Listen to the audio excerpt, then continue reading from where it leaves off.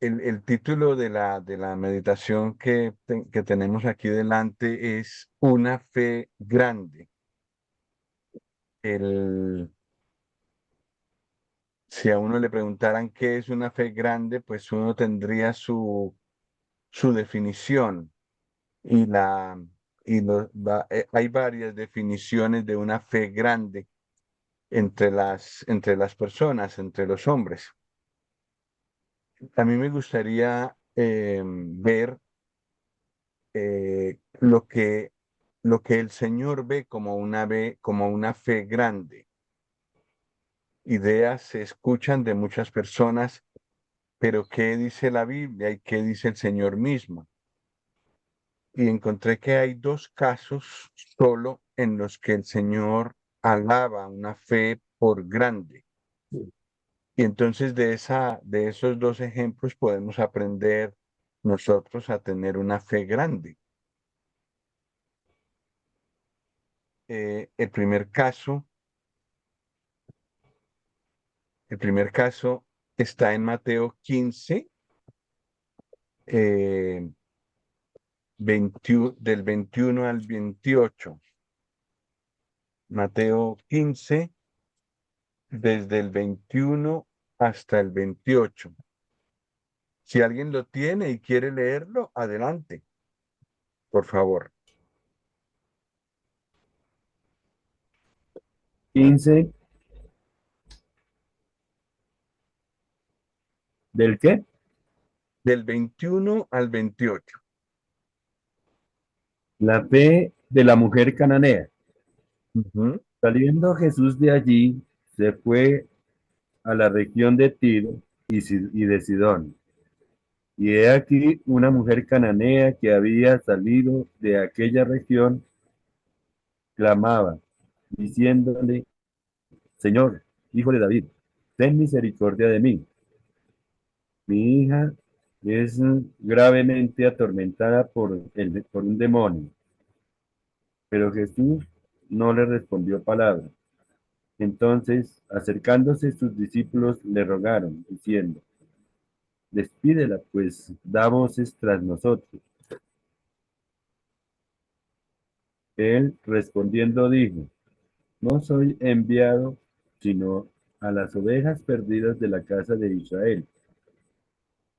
Entonces ella vino y se postró ante él diciendo, Señor, socórreme. Respondiendo él dijo, no está bien tomar el pan de los hijos y echarlo a los perrillos. Y ella dijo, sí, señor, pero aún los perrillos comen de las migajas que caen de la mesa de sus amos. Entonces, respondiendo Jesús, dijo, oh mujer, grande es tu fe, hágase contigo como quieres. Y su hija fue sanada desde aquella hora. Ujú. Gracias, Guillermo. Sí, eh, en el otro evangelio donde está este episodio, se habla de ella como la mujer sirofenicia, y de ahí el título, pero era cananea, nos dice esta porción. Entonces, em, esto es algo muy interesante porque el Señor Jesús va fuera de Israel, sale del país, sale al extranjero, y que yo recuerde, no hay sino dos ocasiones en las que el Señor sale de Israel. Cuando tiene que huir de Herodes, era un niño y lo lleva José y lleva a María y al niño a Egipto. Ahí tuvo que salir de Israel, pero conscientemente, con una decisión consciente, el Señor ya adulto en su ministerio, no recuerdo otra ocasión en la que haya salido del territorio de Israel. Y entonces esto hace el caso de la mujer cananea un caso único.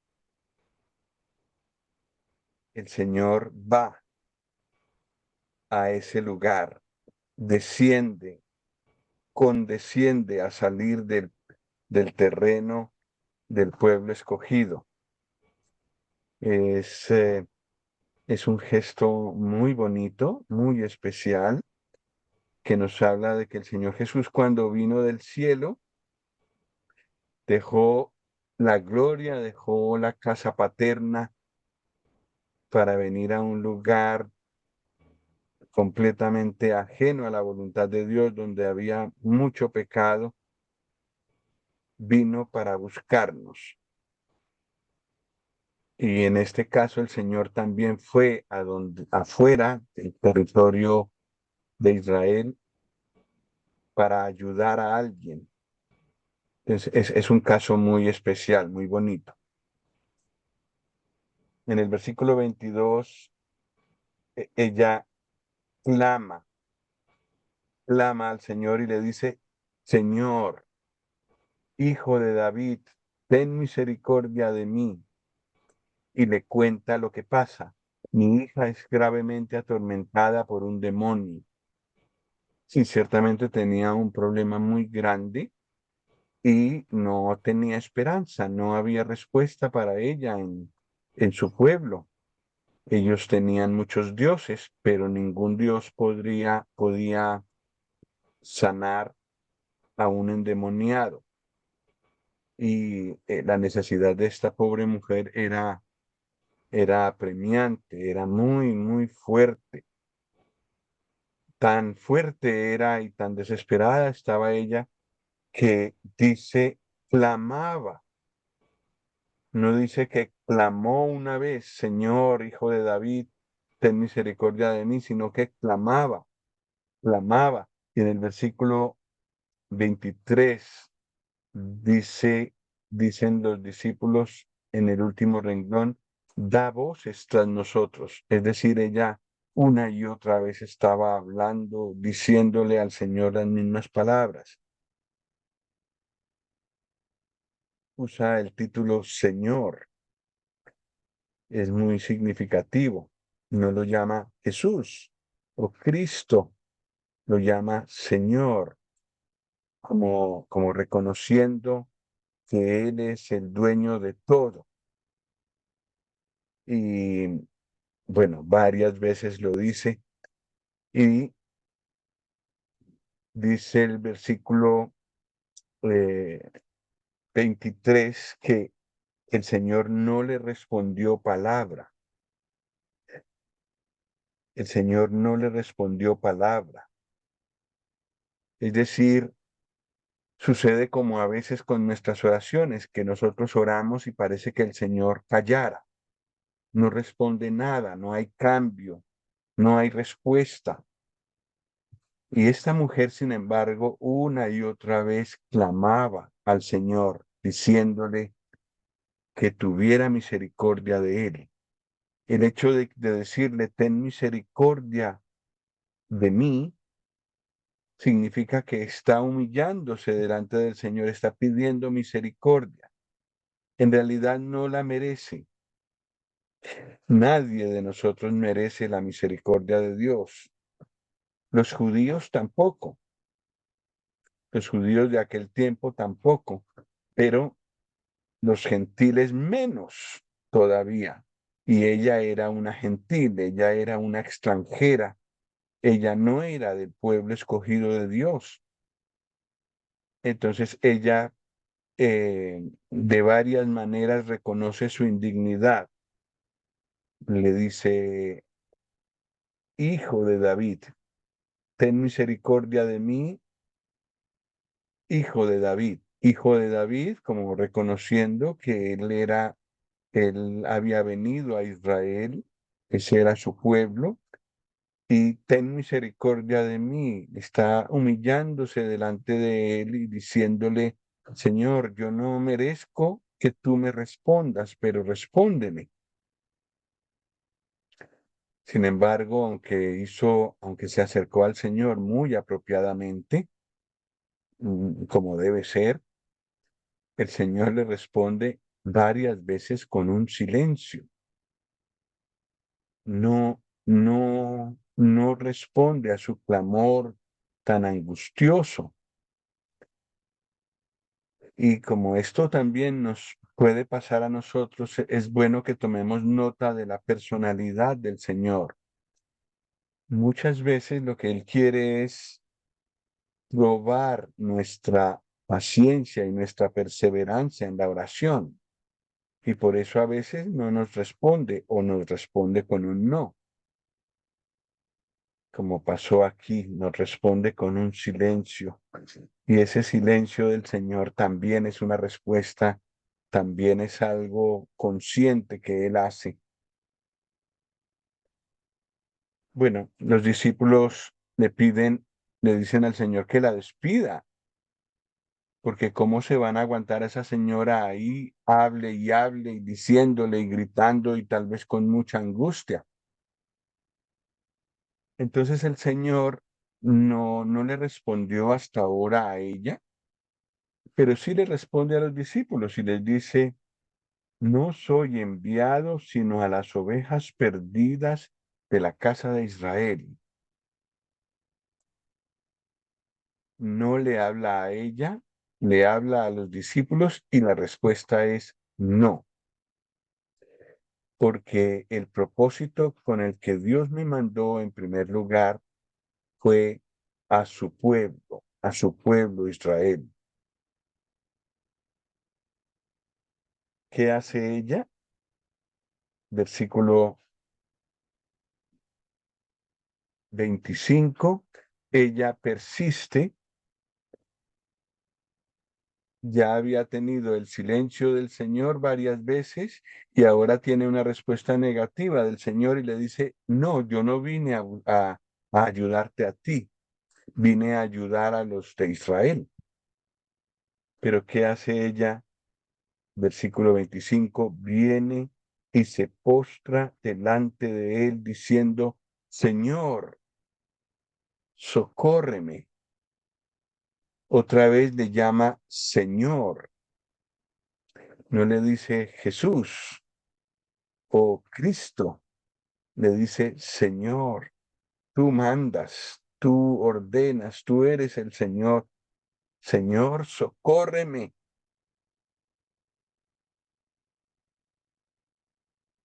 El, esta mujer no estaba dispuesta a darse por vencida y sigue insistiendo delante del Señor, se humilla delante de Él y persiste en su oración. Hoy en día, hoy en día hay muchos creyentes que dicen que uno debe mm, como reclamarle al Señor las cosas que le quiere pedir, no rogarle humildemente, no postrarse delante de Él para que se haga su voluntad, sino ordenarle y em,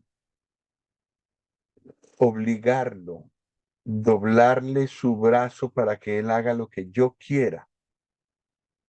Y algunos ponen en su boca cosas que Él no dijo. Aquí de ninguna manera ella dice yo declaro o yo reclamo, ya que tú viniste a la tierra, me tienes que hacer esto. Nada de eso.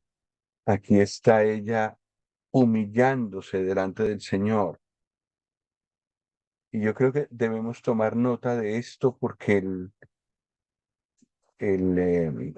la manera de orar que he dicho, como ordenándole al Señor, como haciendo lo que Él haga, lo que yo quiero y poniéndolo como esclavo mío, eso es ajeno a la Escritura. Eso está muy de moda y muchos creyentes lo hacen, pero es contrario a la Escritura y yo creo que ofensivo para el Señor. El espíritu que vemos aquí, la actitud de esta mujer es muy otra, muy diferente. En las antípodas, como decía alguien aquí en España, la Biblia dice una cosa y esas personas dicen otra, completamente lo contrario. Pero quién es el que tiene la razón, el Señor. Y aquí nos muestra claramente cómo es que tenemos que acercarnos a Él, no ordenándole, no reclamándole nada, no forzándolo a nada. Él no es mi siervo, soy yo el que le debo obediencia, sumisión a Él. Y debo llamarle, como le llama a esta mujer, Señor. Bueno, la mujer persiste, pero en su actitud de humildad. No persiste cada vez más insistente, pero como tratando de obligar al Señor. No, en humildad, Señor, socórreme. La cosa es urgente, es muy grave lo que está pasando, pero Señor, necesito tu misericordia. Y el Señor le dice en el versículo 26, no está bien tomar el pan de los hijos y echarlo a los perrillos. Es decir, no. La respuesta a tu petición es no. Y la razón por la que te digo que no es porque yo vine primero a los hijos de Israel, a los hijos de la promesa, y a ellos vine a auxiliar, a ellos vine a ayudar, a ellos vine a salvar, con ellos vine a tratar. Es realmente una respuesta humillante de parte del Señor. Los hijos, aquí se refiere al pueblo escogido de Dios, y los perrillos era una manera de llamar a los extranjeros, a los que no eran de Israel, es decir, a nosotros. Ese era el título que nos daban. Y el Señor habla en esos términos y ella entiende que la palabra perrillos es una palabra, sí, un poco despectiva, pero habla de que nosotros los gentiles, los no judíos, estábamos alejados de la ciudadanía de Israel, alejados de las promesas, alejados de Dios, alejados, muy alejados. Y ella tiene que reconocer que no es digna. Los judíos tampoco eran dignos de que el Señor hubiera venido a salvarlos, pero los gentiles, nosotros, los que no somos judíos, menos todavía.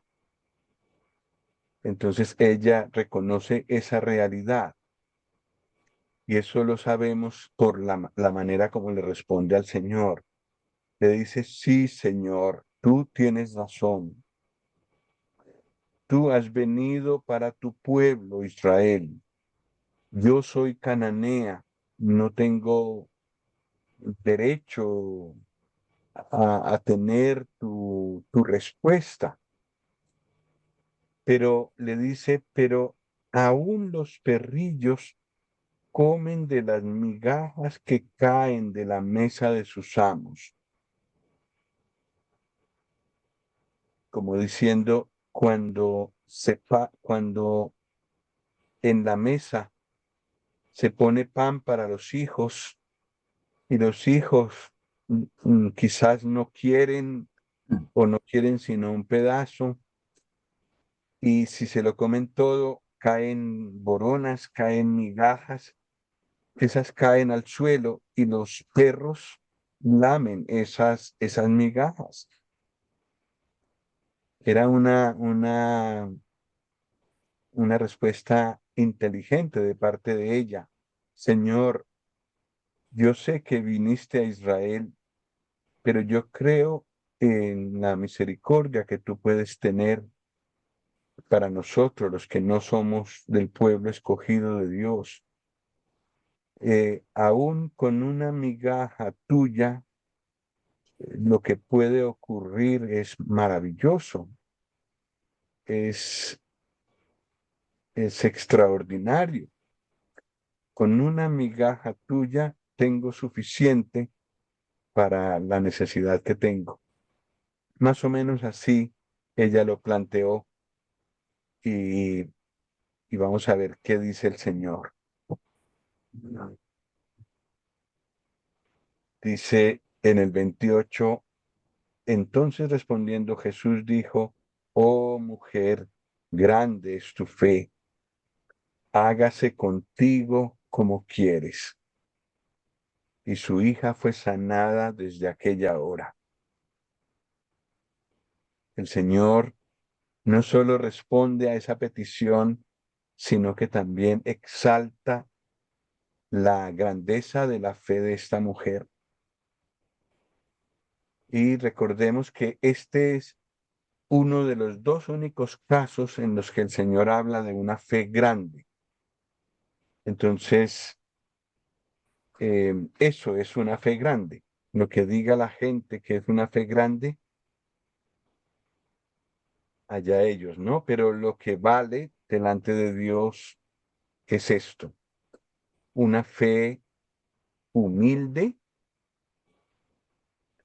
es decir, una persona que sabe reconocer la grandeza del Señor al que se está dirigiendo y con esa actitud llega en oración. Una fe perseverante, porque el Señor a veces no contesta nuestra oración inmediatamente para probar nuestra fe, para que persistamos en la oración. Y el Señor responde a una fe humilde, a una fe perseverante y también a una fe inteligente que puede ver, que puede entender un poco más de lo que el Señor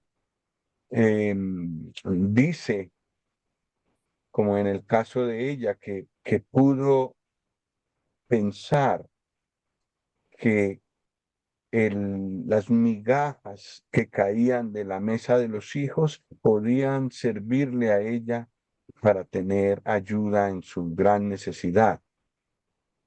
Una fe humilde, una fe perseverante y una fe sabia, una fe inteligente, que sabe interpretar las promesas de Dios, que sabe ver las oportunidades que presenta la palabra de Dios para, para nosotros.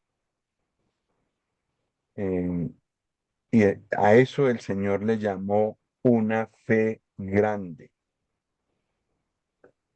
Entonces tomamos nota porque a mí personalmente me gustaría tener una fe grande. Y estas son las características: humildad, perseverancia y sabiduría o inteligencia. Vamos a ver otro caso, el caso del siervo del centurión, aquí mismo en Mateo, en el capítulo 8, versículo 5 al 13.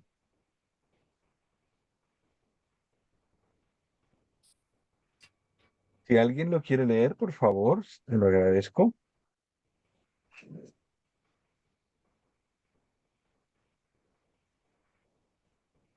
Mientras yo consideraba esto, he aquí, un macho cabrío vería del lado del poniente, venía del lado del poniente sobre Ese, toda la tierra.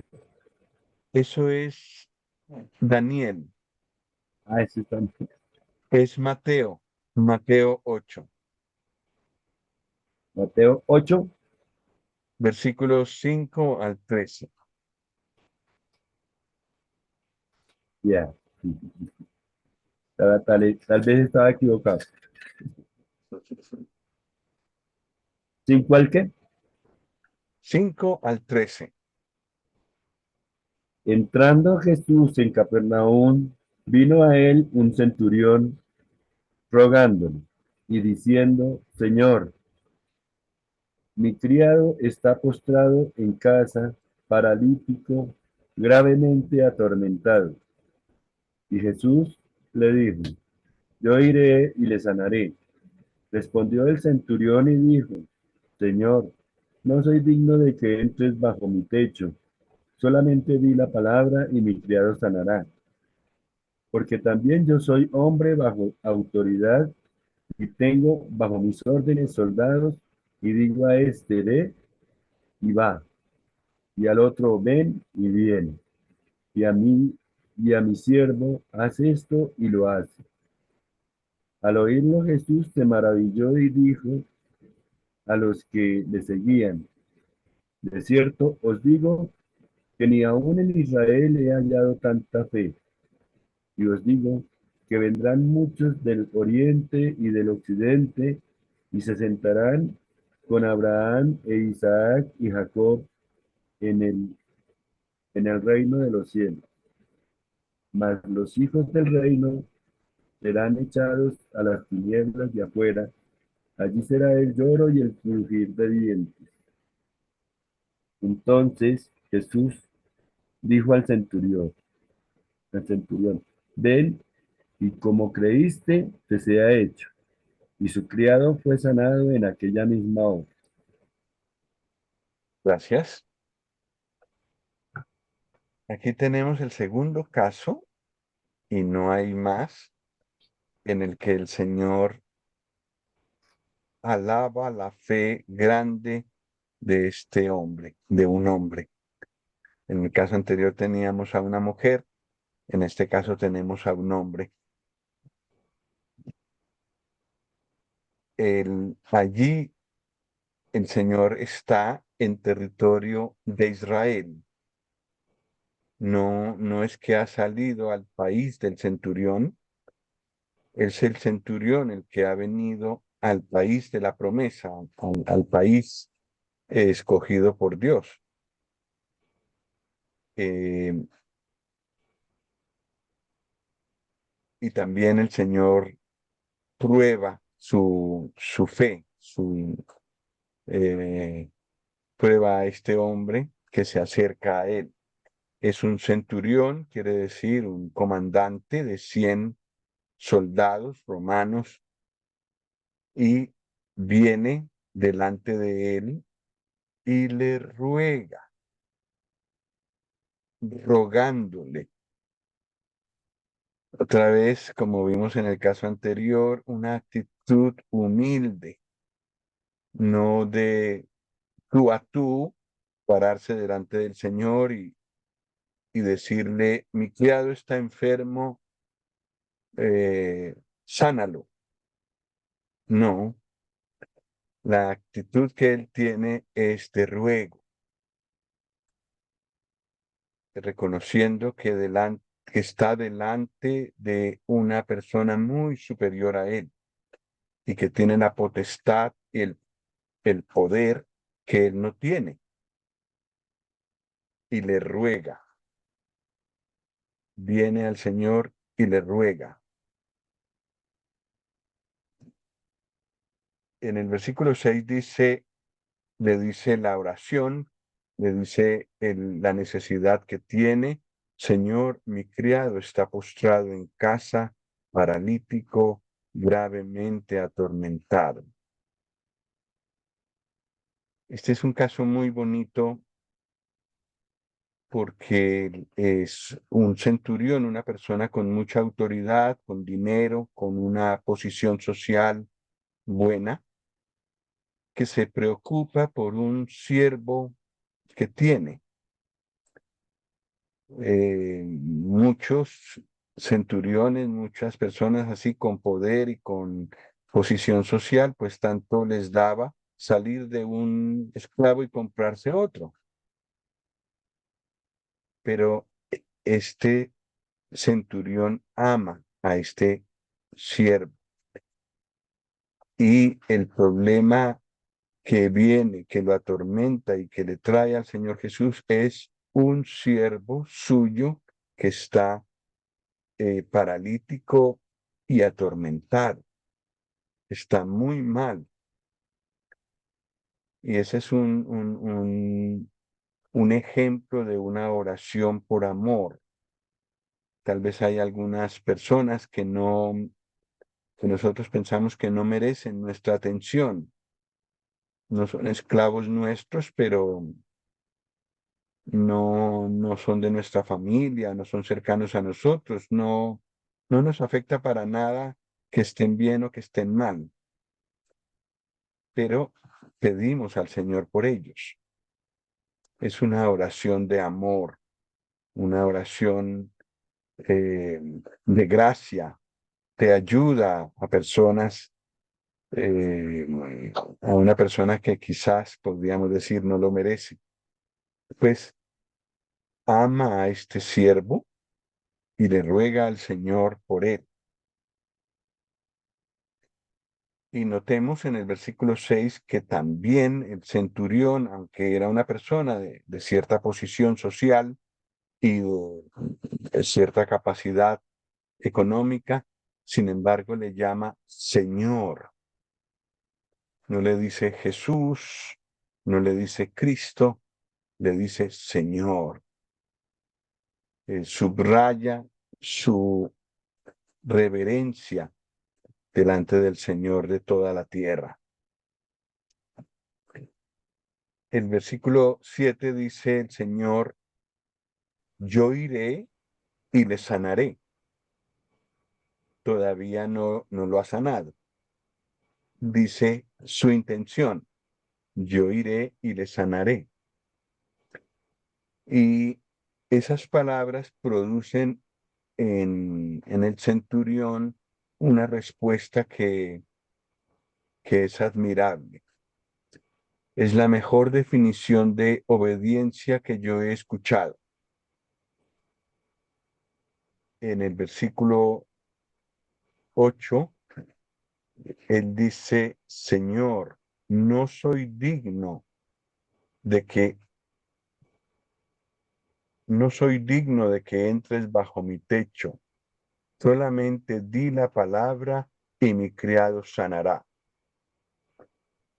Todavía no, todavía no está la definición de obediencia que yo había dicho, pensaba que estaba en este versículo, pero lo que sí subraya el versículo 8 es que él se declara indigno, se humilla delante del Señor. Otra vez, lejos de aquel ejemplo que es muy normal, muy conocido en este mundo, escuchar oraciones como que mandan al Señor, como que le muestran que Él tiene que bendecirme, que Él tiene que servirme a mí, que tiene que bendecir lo que yo hago. Esa actitud el Señor no la aprueba y tampoco responde a esas oraciones. Él pide una actitud humilde como la de este hombre. No soy digno, Señor, de que tú me respondas. Tú eres Señor y tú eres soberano. Yo me someto. Y le dice, no soy digno de que entres bajo mi techo. Solamente di la palabra y mi criado sanará. Reconoce el valor de la palabra del Señor. La palabra de Cristo la palabra de Dios se llama la palabra de Cristo en Colosenses 3:16 y él reconoce el, que la palabra del Señor es autoritaria y lo que él dice sucede. Entonces no hacía falta que él se humillara, que el Señor se humillara y entrara a una casa gentil, a una casa de un extranjero. No hacía falta. Él no era digno de eso, dice el centurión. Con que tú hables es suficiente. Y luego explica por qué él sabe eso en el versículo 9. Porque también yo soy hombre bajo autoridad y tengo bajo mis órdenes soldados. Y digo a este, ve, ¿y qué sucede? Va. Y al otro, ven, al otro soldado le dice, ven, ¿Y qué sucede? Viene. Así funciona una palabra dicha con autoridad. Hay obediencia inmediata. No hay cuestionamientos, hay obediencia.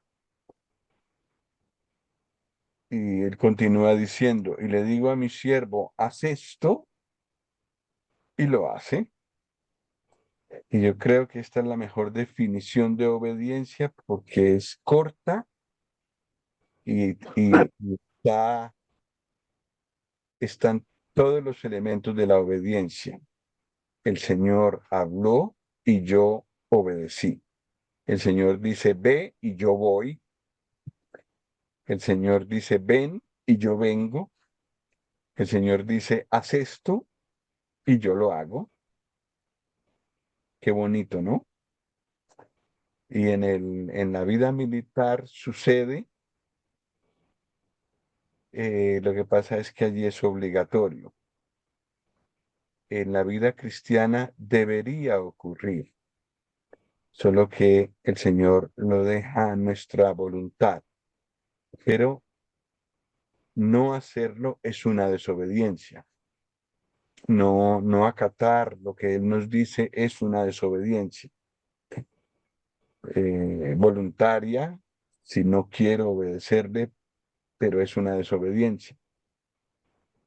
Bueno, este hombre explica en qué consiste la autoridad y en qué consiste la obediencia y en qué radica su convicción de que la palabra del Señor es suficiente para que ocurra la sanidad de este siervo que él tiene en casa enfermo.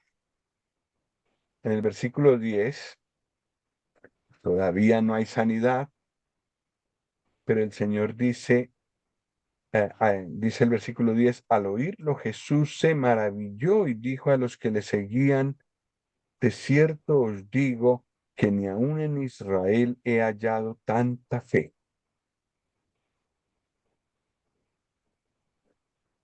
Se maravilló. No recuerdo otra vez que diga esto del Señor Jesús en su vida terrenal.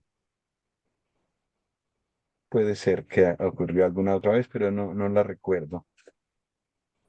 El Señor se maravilló y dijo que ni aun en Israel, el centurión no era de Israel, ni aun en Israel he hallado tanta fe. ¿Y qué características tenía esa fe tan grande de este hombre? Era una fe humilde y una fe que reconoce la autoridad del Señor. Eso es una fe grande según como lo ve el Señor, no como lo ven las personas, que de eso hay muchas opiniones diferentes. Es como la ve el Señor. Y me gustaría a mí tener una fe grande como esta y como la de la mujer cananea que vimos en el episodio anterior. Y finalizando el versículo 10, aún no hay sanidad. El Señor tiene que explicar algunas cosas. En el versículo 11 y 12 dice más o menos que el centurión, que era un gentil, un extranjero, representa a todos los gentiles que creen en el Señor Jesús y los pone por encima de los judíos que no creen. El Señor dice en el 11, os digo que vendrán muchos del oriente y del occidente, es decir, de fuera de Israel, y se sentarán con Abraham e Isaac y Jacob en el reino de los cielos. Mas los hijos del reino serán echados a las tinieblas de afuera. Así, allí será el lloro y el crujir de dientes. Es decir, las personas que eran del pueblo escogido de Dios, pero no creen, se descalifican a sí mismos para tener la vida eterna, para poder reinar con el Señor cuando Él reine en esta tierra. lo que es superior a tener la raza judía es fe en el Señor Jesús. Y aunque efectivamente los extranjeros, los gentiles, están lejos de todas las promesas dadas a Israel, al creer ellos en el Señor Jesús y en las promesas que Él nos ha dado, en las promesas que hay en su palabra, por ejemplo, el que cree en el Hijo tiene vida eterna, pues recibe la salvación y la vida eterna y un lugar con el Señor cuando Él reine. Entonces, ciertamente es superior el gentil o el extranjero no judío que cree en el Señor Jesús que un judío. Y eso es verdad hoy en día también. Hay muchos judíos en el mundo que pertenecen al pueblo de Israel por sangre, pero que no creen en el Señor. Están destituidos de su reino, como dice aquí. En cambio, un gentil, un extranjero, una persona que no es judía, pero es colombiana o es española y cree en el Señor Jesús, recibe la vida y recibe un lugar junto al Señor. Y ahora, en el versículo 13, el Señor dice al centurión, ve y como creíste, te sea hecho. Y su criado fue sanado en aquella misma hora. El Señor Jesús dijo, ve, y él fue. El Señor Jesús dijo, sé sano al siervo, y fue sano en aquella hora. Pues esto es lo que vemos en la escritura, que es una fe grande. Y pues quizás estas dos historias son conocidas, pero es bueno recordarlas y recordar la actitud que nos corresponde delante del Señor de toda la tierra, del Señor de señores, para humillarnos delante de Él con las peticiones que tengamos.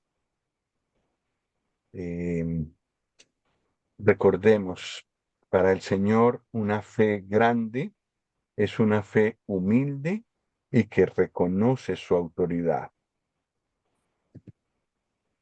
Y para el Señor una fe grande es una fe humilde, perseverante, como aprendimos con la mujer cananea, e inteligente o sabia.